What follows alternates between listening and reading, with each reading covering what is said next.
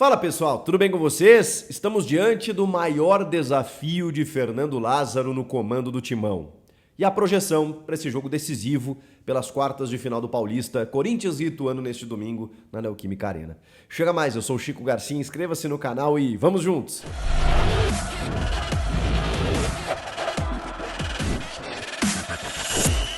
Nem o derby, o clássico contra o Palmeiras, nem o majestoso no Morumbi, nem qualquer outra partida que o Corinthians teve até aqui na primeira fase do Campeonato Paulista se torna um desafio maior do que substituir Renato Augusto.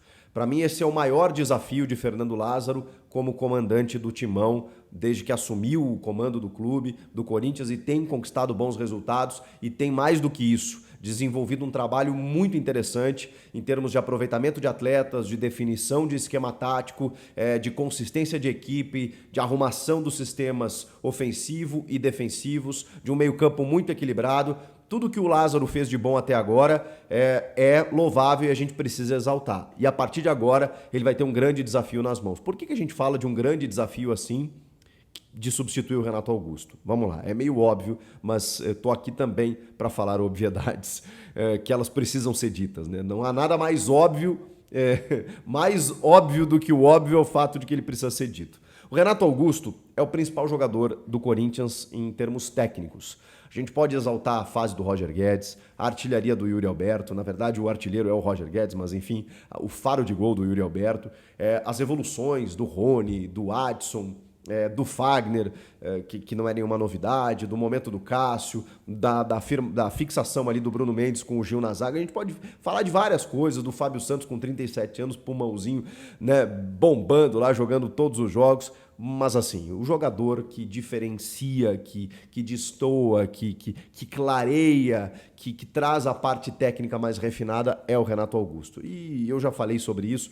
Não é que o Corinthians não tem um substituto para o Renato. O futebol brasileiro não tem um substituto para o Renato. O Renato é muito diferente dos outros. Muito, muito. A gente pode comparar ele com, obviamente, outro nível de jogador, né? De alguns jogadores que têm um altíssimo nível, que estão jogando aqui no Brasil, como o Rafael Veiga, como o Arrascaeta. Mesmo assim, eu acho que eles ainda estão degraus abaixo do Renato. O Renato é de outra turma, não tem jeito. Então, quando você perde um jogador como esse, é muito difícil repor, é muito difícil substituir pela característica que ele tem. E aí são várias coisas, né? É a parte técnica e a parte tática. O Renato entrega das duas maneiras.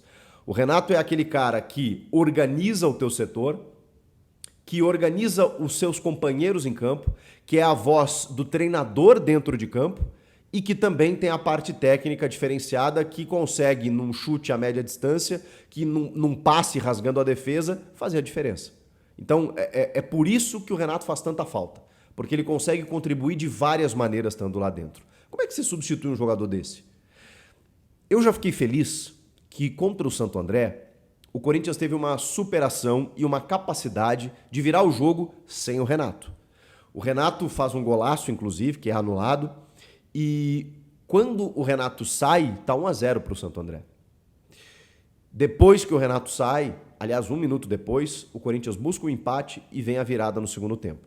Então, ali eu pensei, tá, o Corinthians conseguiu superar a ausência do Renato Augusto, conseguiu forças para poder virar um jogo sem o seu principal jogador. Porque até então, e talvez valha por conta dos minutos que ele esteve em campo, até então, sempre que o Corinthians não teve o Renato Augusto, ele perdeu. É curioso isso, né? Os 2 jogos que o Corinthians não teve o Renato, o Corinthians perdeu, Bragantino e São Bernardo. E enquanto o Renato estava em campo, estava 1-0 o Santo André. Quando ele saiu, o Corinthians virou. Mas enfim, nos 2 jogos em que ele não foi para campo, o Corinthians perdeu. Por isso, o grande questionamento, né? Como é que o Corinthians vai superar a ausência do Renato? Nesse jogo contra o Santo André, conseguiu virar sem o seu principal jogador, com a entrada do Paulinho, meramente a entrada do Paulinho, que é o jogador que foi testado durante a semana na vaga do Renato Augusto, e que talvez até seja uma substituição mais óbvia.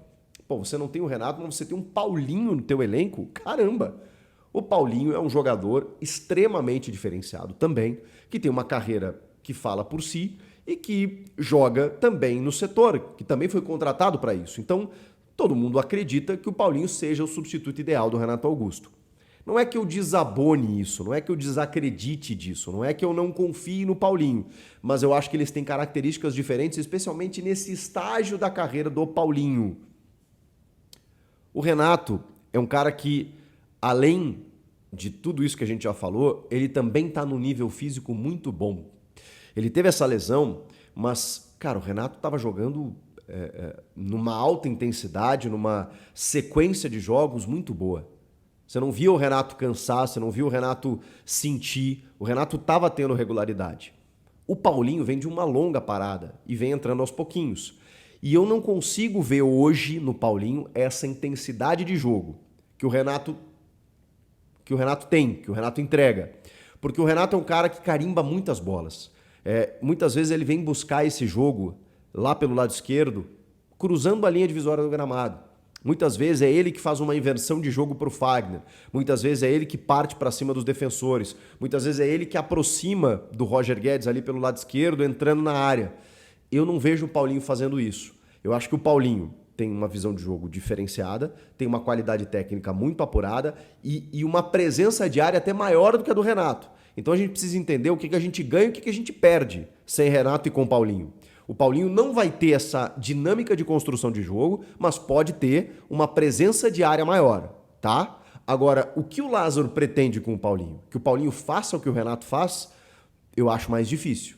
O Paulinho não é o cara que vai buscar a bola e vai conduzir o jogo. Eu acho que ele não consegue mais fazer isso. Eu acho que ele consegue aproximar do Roger, consegue aproximar do Juliano, para que o Juliano faça essa armação, consegue penetrar, inclusive, preenchendo espaços deixados pelo pivô do Yuri Alberto, por uma construção ofensiva pelo lado esquerdo do Roger Guedes e ele aparecendo como praticamente um atacante, e isso o Paulinho vai entregar. É que contra o Ituano, eu imagino que seja um adversário que vá se fechar, vá se defender, e o Paulinho vai poder ter o arremate, porque ele tem isso também, e também aproveitar espaços deixados, porque os atacantes estarão marcados. Então talvez seja interessante nesse aspecto. Agora, é bom que o torcedor saiba que o Paulinho não vai entregar o que o Renato entrega. Não vai. Nesse nível, ficarei surpreso e vou estar depois do jogo, inclusive com uma live aqui no canal, para a gente analisar essa partida, para saber se o Paulinho conseguiu substituir o Renato nesse sentido. Eu acho que não. Eu acho que essa construção vai ficar muito mais a cargo do Juliano, muito mais a cargo do Roger Guedes buscando esse jogo, muito mais a cargo de outro volante se desprender, e aí a gente precisa entender quem vai jogar, se o Rony ou o Fausto Vera. Isso também faz diferença. Eu acho que o ingresso do Paulinho faz com que o Lázaro não mexa em outros setores. Porque se a gente imaginar que ele pudesse fazer um tripé de volantes com Rony, Fausto e Maicon, por exemplo, e o Juliano, para ser esse armador, ele estaria mudando inclusive a função do Juliano, e eu acho que ele não vai fazer isso. Se ele botar, por exemplo, o Maicon aberto pela esquerda com o Rony ou o Fausto e o Juliano na dele, o Maicon é um jogador que tem uma característica um pouco mais próxima da do Renato. E aí eu não estou falando de qualidade, eu estou falando de característica. Só que o Maicon não está bem nessa temporada tecnicamente. Acho que entrou bem contra o Santo André e a gente sabe da capacidade que ele tem. Muda o sistema. Mesmo você colocando o Maicon, ele tem uma característica de jogo também de um pouco mais de condução, se jogar ele pelo lado esquerdo e o Juliano pela direita com o Rony ou o Fausto de primeiro volante, se aproxima mais do que o Lázaro tem com o Renato, mas ainda assim distante daquilo que o Renato entrega, porque é um xadrez, velho. É muito difícil, é uma equação complicadíssima para você resolver. Por isso que eu falo que é o maior desafio do Lázaro. Bota o Maicon ali para se aproximar em característica, bota o Paulinho para ganhar em outros recursos que o Paulinho tenha e também pelo tamanho e história de jogador, tira o Juliano da função que ele está rendendo bem para ele ser o cérebro do time. Acho que não. Acho que essa perde um pouco de espaço, né? essa opção. O que vocês fariam? Eu acho que ele deve começar com o Paulinho e, na sequência, percebendo, né, como está o desenrolar da situação, aí sim poder fazer uma troca ou outra. Não acho que ele vai fazer grandes rupturas táticas. Eu acho que ele pode sim começar com o Paulinho e, na sequência, botar até outro jogador que eu não citei ainda, que é o garoto Matheus Araújo. Por isso que eu não coloco o Matheus como uma possibilidade de começar. Ele começou o jogo contra o Santo André, deu uma assistência para o Yuri, inclusive, estava jogando no lugar do Adson, mas eu não acho que o Matheus possa ter essa responsabilidade agora, de ser o substituto do Renato Augusto. Isso até nem deve ser cogitado. Mas no segundo tempo, depois do Paulinho cansar, porque ele vai cansar com 60, 70 minutos de jogo, ele vai precisar sair. Talvez você coloque o Matheus, ou talvez você coloque o Maicon, e aí você consiga estudar um pouco mais qual seria a melhor opção. Mas eu acho que o Lázaro começa com o Paulinho e aí no segundo tempo faz uma alteração diante daquilo que ele imagina. Agora, quem começa na abertura de meio campo, o Rony ou o Fausto Vera? Eu acho que é o Fausto, né, gente? Acho que o Fausto é titular desse time. E assim, tá aqui um fã do Rony. Acho que o Rony fez um começo de ano espetacular, a ponto da gente questionar. Pô, será que o Rony vai ser o titular? Acho que eles podem jogar juntos em algum momento. Não tem o Juliano. Bota Rony e Fausto Vera. Eles podem jogar juntos, dependendo do jogo, podem jogar juntos, já jogaram inclusive. Mas hoje eu acho que eu faria Fausto, o Juliano, o Paulinho e o Adson, para manter a estrutura tática do Lázaro.